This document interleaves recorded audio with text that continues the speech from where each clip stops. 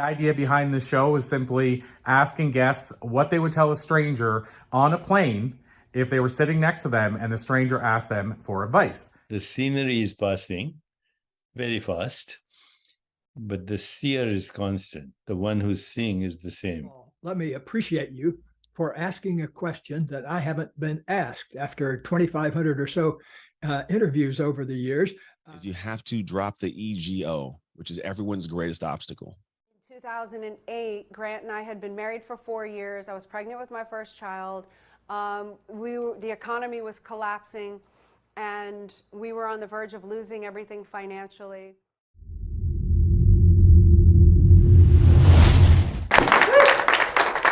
It was amazing. My son got home from school the other day. I don't know if anybody has any sons around 11 or 12, but sneakerhead stuff is big right now in that culture. And so my son came home and I had just got him some Jordan 4s, which mean a lot to me because when I was growing up, Jordan 4s came out in 1989, and we lived 40 miles away from our high school. We lived in a double-wide mobile home on the side of the freeway.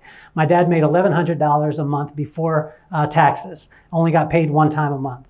But me and my brother my brother and I, better grammar, my brother and I were very unappreciative, now I know this, because we asked for Jordan 4s, which at the time were the first shoes that cost $125. And you can imagine two kids asking for $125 shoes in the same exact month, which was $250 before taxes, and my dad only made $1,100 a month before taxes, one time a month. But my parents saved up enough to be able to buy these shoes, and I used the excuse that I was going to be better at basketball because I wore these shoes. My dad, which I call Pops, Pops said to me, he said, "Boy, you ain't going to be any better. You need to get your butt out there and shoot the basketball before, and then we'll get you the shoes." He ended up getting me the shoes, but I got a chance to get them for my son. And they're the Lightning 4s, which is it's a bright yellow. And this bright yellow pair of shoes, and my son, he is the most joyous kid I've ever seen in my life. His name is Maddox. And I gave them to him right before school, and he was so excited. He put his sneakers on. He went to school. He came home. He was so sad. And I said, what's going on, Maddox? Because he's a light bulb. And I said, "What's going on, man?" He said, "Well, my shoes got dirty." And I said, and I went through this before because I like sneakers and I wanted them to be clean. And I said, "Son, everything's going to be okay." And then he started eating his snack, and he was even more sad. And I said, "Why are you sad, son?" He said, "Because my shoes are dirty." I said, "Well, we just talked about that." He said, "Well, Daddy, my shoes are dirty because somebody stepped on them at school." I said, "Oh, wow." He said, "But they stepped on them on purpose." So I'm a God-fearing man. I like to live in integrity, I guess people would say, at some point. But at this point, I wanted to throw off my integrity and go back to the schoolyard.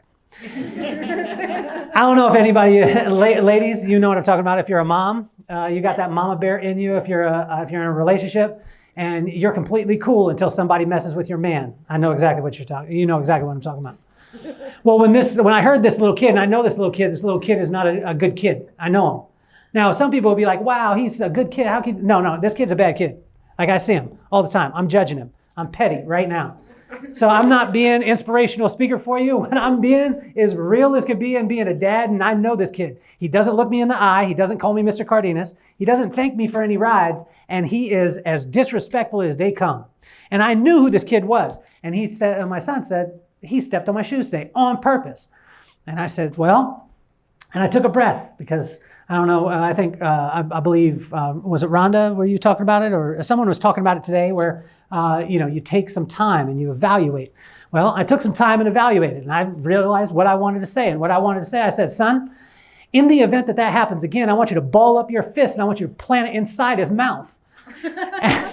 And I said, "And I will not get mad at you, and I will talk to the principal, and I will stand in your corner in this time." Now, my son at 11 is eating snacks. He stops eating snacks at the time, looks up at me, Dad, and I'm thinking, I'm teaching him about life. He turns to me and says, "Daddy, I'm not that kind of guy." He said, "I wouldn't let one little thing like that mess up my whole day." You see, I went to my head and then I went to my hands. But there was a part where my son went to, which was the heart, which a lot of times people lose out on. We've talked a lot about today. We talked about skill set. Corey was talking about skill set earlier. You guys talked a lot about mindset. I heard it a ton, people going into the mindset. But I think the one place that a lot of times as humans we leave out is the heart set. We go to the skill set right off the bat. Corey, what do I need to do to sell the book? Well, it's not popular to sit down with you and say, we need to start working on this thing right here. Because once we start working on this thing transfers it to the head, that head transfers it to the hands. But most people are looking at the hands. I was looking at the hands with my son. I had a simple solution for this challenge. Someone stomps on your shoe, you ball up your fist and plant it in his mouth, and he'll never do it again. But what I realized was that my son had observed things in his family over the last 11 years that were so contradictory to my reaction to the moment. And what I want to invite you to do today is to realize that there's some of you in the room right now that need to work on your skill set. You're the hands people. There's some of you that need to work on your mindset. Your skill set is there, but your mindset tells you that I'm limited. I can't do this. I can't do that. I'm here. And some of you have a mindset that says, I could get up. I could go do it. A skill set that says, and reiterates to your mind, I could do it. But in your heart, there's a gaping hole. But if we don't connect all three, and what's cool about being here with Corey is it's exactly what you see up here. With the business, right? With the business is your hands, with the life is your mind, and with the universe is your heart. And we've got to connect all of them. And most people told me that I needed to be in a silo. And what I want to free you up today on is everyone, when I started speaking at first, they said, what's your niche? And I said, people. And they said, well, if you're speaking to people, then you're going to not speaking to anybody. You got to find a niche. You got to stick in that niche. And I asked my dad one time, I said, Daddy, well, I call him Pop. I said, Pop, should I stay in my lane? And he said, what's your lane, son? And he just began to laugh. And what I want to share with each and every one of you is that when I talked about something, then everyone came to me and said, that's your thing. And then what I did is I tried to go down that lane and I tried that to make that my thing. But that was just what happened in that particular moment. And what I would say to you is that, you see it on social media a lot, it's BOAF, both. Which one do you want? Both. I want both of them. All the time. Can I be business? Yes. We're going to talk about business today. Can I be about life? Absolutely, 100%. And can I be about my heart? Absolutely. Can I be about the universe, the part as far as the blue talks? Absolutely. But here's where it starts. You see, my mom raised me, and she would always tell me just to be exactly where I was. To truly be exactly where I was. Now, there's people who say that in mindset. And they say, well, I've got to get myself ready to be able to be in that place. But if you have to get yourself ready, then you don't believe it. When I asked you, Ashley, about your son, you turned to me and you said, his name is Quinn. And you spelled it for me too. There's times where you'll do a presentation, which you did phenomenal today. There's times where you do a presentation and you'll stammer. The reason why is because you're talking about something that you don't actually believe. And if I simply asked you what your son's name was, you could tell me just like that with a big old smile and there we go. And I want to tell you as authors and as speakers, tap into that part because no one can ever take that away from you. But my mom would always tell me, just be exactly where you were. And what she taught me was joy. But everyone thought that joy was fluffy. So when I go into corporations, they would say, well, joy. But think of this. Joy is nothing but the art of falling in love with the current circumstances and allowing magic to happen. You see, we've been sold a bag of goods. Almost every single one of us. And that bag of goods is, you need to chase happiness. Well, happiness is based off circumstance. And if you're chasing circumstance, you're going to go high, you're going to go low. And depending on what happens in that day, your happiness will be dictated on that. But there's a place where you can choose joy. And so joy is at that center of it. And that joy is the mindset part of it. But the mindset has to come from the heart set. And see, the heart set came from, my mom had, she didn't have acrylics at the time because we couldn't afford them, but she grew her nails very long, and they were the greatest back-scratching nails in the world. And every night, when I was in third and fourth grade, or, second, third, fourth grade, fifth grade, and about sixth, I started to, act like I didn't want it, but I still did. Every night she would scratch my back really softly with her nails, and I could feel it even to this day. And she would scratch me on my back, and she would tell me the exact same thing when I went to bed, and she would tell me the exact same thing when I woke up. Number one, son, you're awesome. And as a kid at that age, you're kind of like, yeah, you're my mom. But I didn't realize it until she passed away of what she actually meant. She told me that I was awesome. The second thing that she would say to me is, you're beautiful.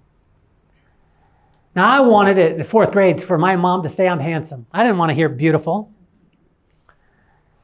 She would scratch my back and she would say, you're awesome, you're beautiful. And then she would always tell me, you could do anything that you put your mind to. But I didn't realize what those things meant until she passed away about 5 years ago, about 5 years ago, 5.5.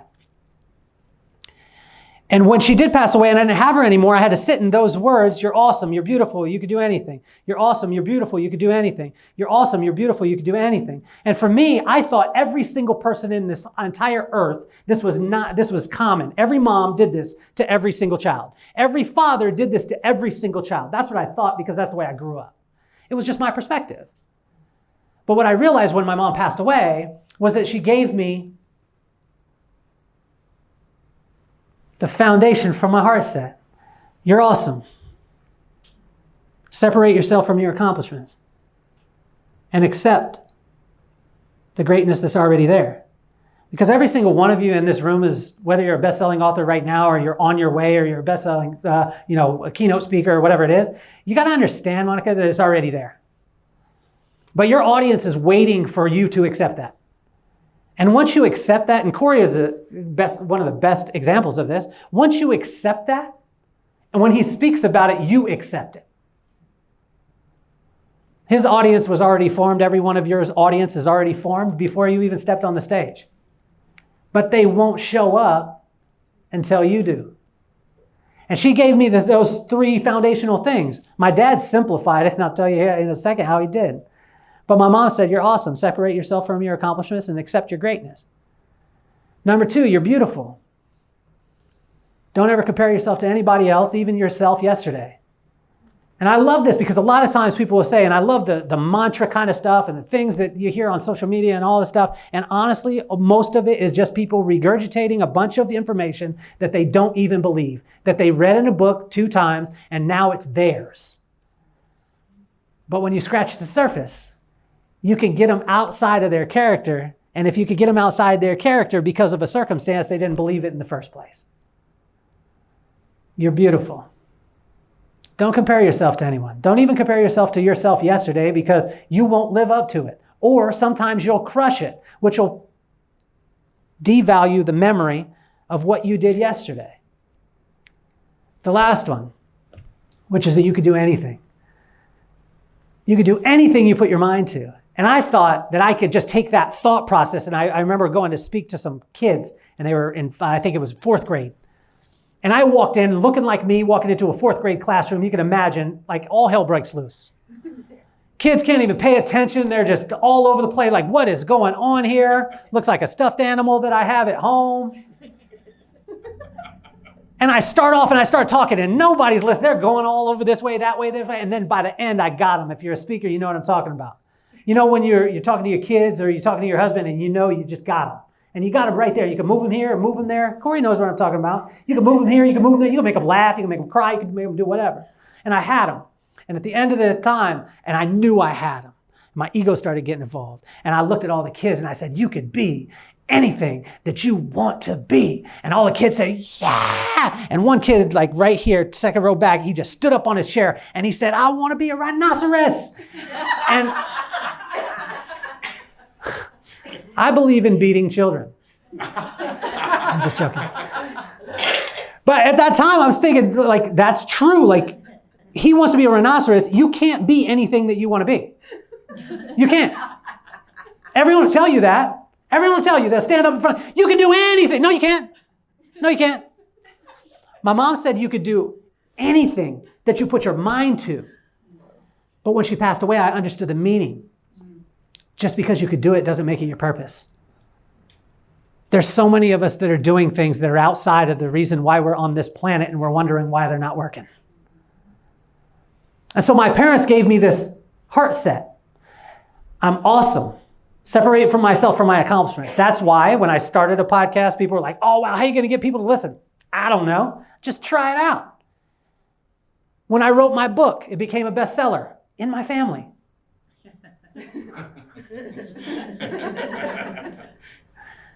But that was my mind. That's where it was in my heart. And you know what I did to be able to market my book? I went to every airport that I go to, because I travel around quite a bit. I took every book every time. I signed it. I said, thank you so much for picking up my book. My name is Kelly Cardenas. Please read it and then share it with a friend. Take it. It's yours complimentary. Kelly Cardenas, thank you so much. And I left it in front of the #1 national bestseller in every single airport on the front line. Now, did I ever wait to see if a woman picked? No, I don't care. At some point, it'll work out, or it won't. But to be able to be okay in that scenario. You see, that joy that my mom said to me was it was the art of falling in love with your current circumstance, allowing magic to happen, but you cannot choose joy unless you understand that you're awesome and separate yourself from your accomplishments, that you're beautiful, don't compare yourself to anybody, and that you could do anything that you put your mind to. But just because you could do it doesn't make it your purpose. I could be a landscaper. I could work it out. I could trim the tree. I could do it, and I could put it in line. And over the next 20 years, I could do trees probably the best that I possibly could. Does that mean that I need to trim trees? No. And the way that you find your purpose is a very, very simple thing. Just identify your gifts, then go give them away to every single person in your earshot, or in eye shot, or sometimes on social media shot now. And go give them away. And when I would talk with people, and I would say, you know, it's the art of choosing, the art of falling in love with your current circumstance, allowing magic to happen. You can't have that unless you understand that you're awesome, unless you understand that you're beautiful, unless you understand that you could do anything. But it doesn't make it, just because you could do it doesn't make it your purpose.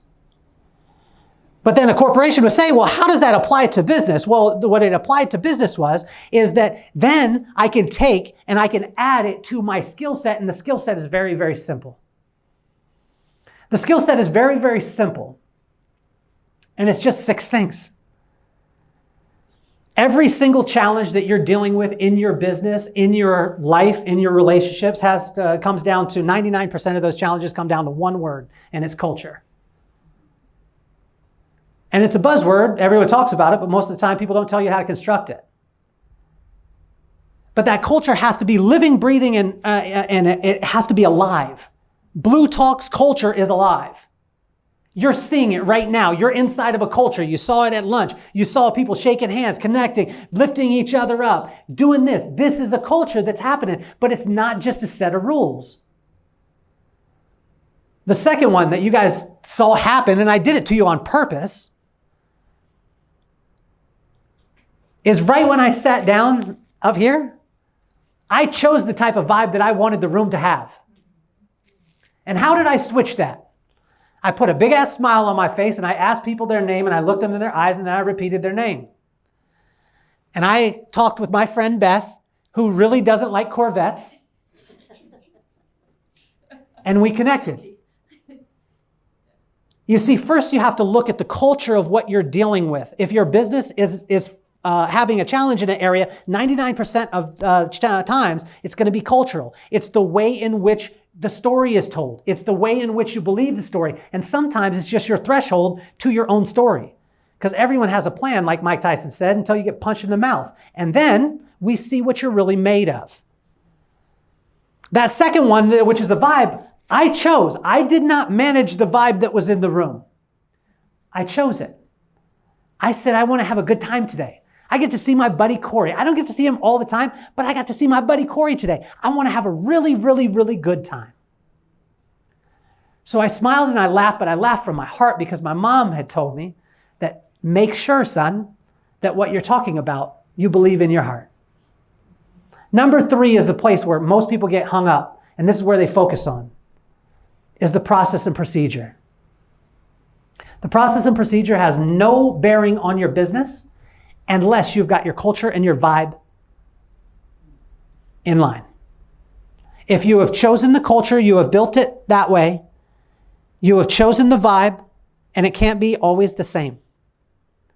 It can't be always hype, hype, hype, hype, hype, hype, hype. Sometimes it's got to be a little bit lower. I took you through it and you saw it in the interview because there was one question that you asked me and I answered with two words. Or three. It's going to be okay. Gonna be okay. Maybe that's, I don't know how many that's. But it was a way to be able to manipulate the vibe to where I wanted it to go. Then we look at our process and procedure. The third one is to be able to, or the fourth one is to be able to look at your productivity. Because all the heart in the world does not matter unless you can show me some concrete stories of success. If Corey stood up here and said, hey, I want to make you all feel good about your book. And then all of you said, well, ain't none of it's selling and I'm not speaking anywhere and nothing's happening. It wouldn't last very long. There's got to be concrete stories of success inside of it. And that is the productivity. But most people lead with process and procedure. Corey, what do I need to do to change things? How can I change this? I need a procedure that you tell me now. But if we're not willing to work on the culture, the vibe, we can't get to the process and procedure. Once we get to the process and procedure, we need to look at the productivity. And once we look at the productivity, guess what it does? It starts to give people wings and starts to give them freedom. And when you have freedom, then you start to do the thing that most people are afraid to do, which is innovate. Try something out. And imagine if you had the freedom, Monica, every single day to try it out. And if it sucked, just don't do it anymore. But write it down so it becomes a set of rules for the next people coming along. And imagine if you had the freedom that every process and procedure of what you do was nothing more than a list of your screw-ups, and it wasn't something that, oh, you better not do this. But imagine the type of freedom that you would have in your business and in an organization that's around and in the culture that's sitting. And that brings me to the last one, which is the ability to adapt immediately. You see, if you have the culture, the vibe, the process and procedure, the productivity, the innovation, but you are not willing to adapt immediately, when you don't put in the risk, you won't get the reward. Are you willing to jump in? Are you willing to try this thing out? And if it works, we write it down. We don't celebrate it too much because they have a lot of confidence and a short memory. We don't need to take your ego into the next scenario. We need to be able to stay humble in that scenario. But the only way that I can get to the point of being able to focus on culture, vibe, process of procedure, productivity, innovation, and the ability to adapt immediately is if I am joyful, meaning that I've chosen that where I'm at is going to be where the magic is. But there's no way for me to be able to get there unless I have the foundation to know that I am awesome, that I am beautiful, and that I could do anything that I put my mind to, but just because I could do it doesn't make it my purpose. See, my pop summed it up very simply. He used to say, boy, you're the greatest. And when my mom passed away 5 years ago, it changed. Every morning we would talk, and he would get off the phone and he'd say, Kelly, you're the greatest. My boy, you're the greatest. And then he paused 5 years ago when my mom passed away. He said, you're the greatest, son. And he paused and I could hear it. And he said, so act accordingly. My pops told me one of the funniest jokes ever, and I'll finish with this. He told me a joke, and it really hugely impacted me, but it made me laugh. That was the biggest part. He called me boy all the time. He said, boy, he said, you ever hear about the 3 guys that got stranded on the island? And I was like, in 2nd grade, Dad. I didn't say that, but I thought it in my mind. But I wanted my dad to have his moment. He said, you ever hear about the 3 guys that were stranded on the island? I said, no, Dad, tell me the joke. He said, there was 3 guys stranded on an island. They found a little genie bottle. They rubbed the genie bottle. Genie came out, said, I grant you 3 wishes. All 3 guys said, wow, that's awesome. We all got 1 wish. First guy says, I want to travel the world on private jets, on yachts, and I want to be everywhere. I want to have the most money in the world. Bang, he's gone. He's off doing his thing. Second guy says, you know what? That sounds nice, but I would just like to be home with my family. Bang, he's gone. Last guy looks around, can't think of anything, and he's like, wow, I miss my friends. Bang, the two other ones are back on the island. And I just laughed and laughed and laughed and laughed. And my pop, he's got his little, he's, boy, that was funny, wasn't it, boy? I said, yeah, it was good, Dad. And he followed it up. He said, don't be that guy. He said, don't be that guy wishing people back to where you are, as opposed to you just living and enjoying them going and you being exactly where you're at. And the reason why that was the most important and funniest joke I've ever heard in my life, and I remember the day when he told me it, December 21st, 2021, at about 8 o'clock in the morning, about 7:30 in the morning, I was sitting on the beach.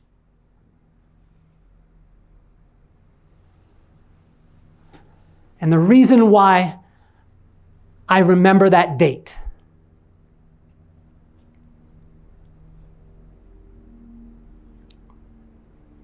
it's actually December 20th, 2021, is because my pops passed away on December 19th, 2021. And he told me that joke from heaven. While I was crying and asking my dad back to earth and why he had left. And he said, boy, don't ask me down to that nasty old place that you live in. I'm dancing on streets of gold with your mama. Joy is nothing more than the art of falling in love with your current circumstances and allowing that magic to happen. My name is Kelly Cardenas, Sexual Chocolate. I'm out.